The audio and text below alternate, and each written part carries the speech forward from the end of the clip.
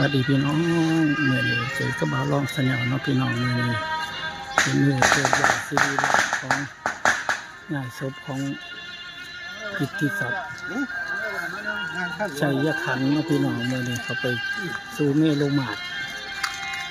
วัดที่ผ้าพระรามตำบลม่วงอำเภอม่วง30จังหวัดอุบลราชธานีเนาะพี่น้องเมื่อนี้เป็นมือชาปนกิจศพเนาะพี่น้อง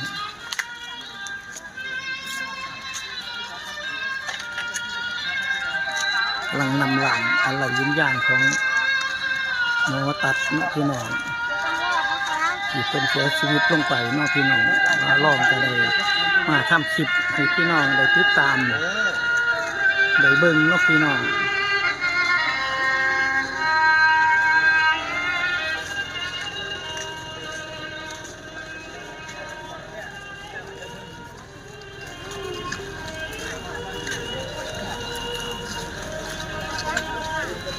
พี่น้องเนาะสิ่งที่บ่อยากให้เกิดก็เกิดถือว่าอายุบ่ทันได้หลายเนาะพี่น้องอายุก็ประมาณ49 ปีพี่น้องเนาะพี่น้องก็นำศพของมาชาปนกิจศพในเขาบริเวณของวัดที่ผ้าวารามเนาะพี่น้องบนม่วงอำเภอม่วง30ของเฮาเลยเนาะพี่น้องเพื่อเขามา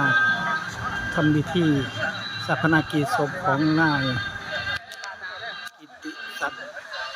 ชัยขันธ์เนาะพี่น้องหรือว่าหมอตัดเนาะพี่น้องอยู่เขยมีคูดเนาะพี่น้องดังเดิมเพิ่นก็เป็นคนจังหวัดกาฬสินธุ์เนาะพี่น้องเพิ่นก็มาได้เมียอยู่บ้านที่ผ้าของเฮาเนาะเพิ่นก็มาจบชีวิตลงเนาะพี่น้องอยู่ที่วัดที่ผ้าวรารามของเฮาเนาะที่ทางวัดที่ผ้า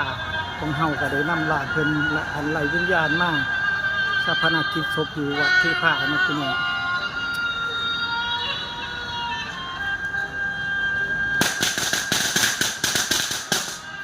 ที่เวียนว่ายตายเกิดของมนุษย์เนาะที่สิริเลี้ยงบ่ได้เนาะพี่น้องเนาะจะถึงมาบนเมรุมาตรเนาะพี่น้องตามประเพณีของบ้านที่ผ้าของเฮาเนาะ3 รอบแล้วจะได้นำศพขึ้นสู่เมรุมาตรวัดที่ผ้าวรารามเนาะพี่น้องตำบลม่วงอำเภอม่วง30ของเฮาพี่น้องใครมีไม่ขีดไปก่อนลมมันแห้งเป็นยังดอก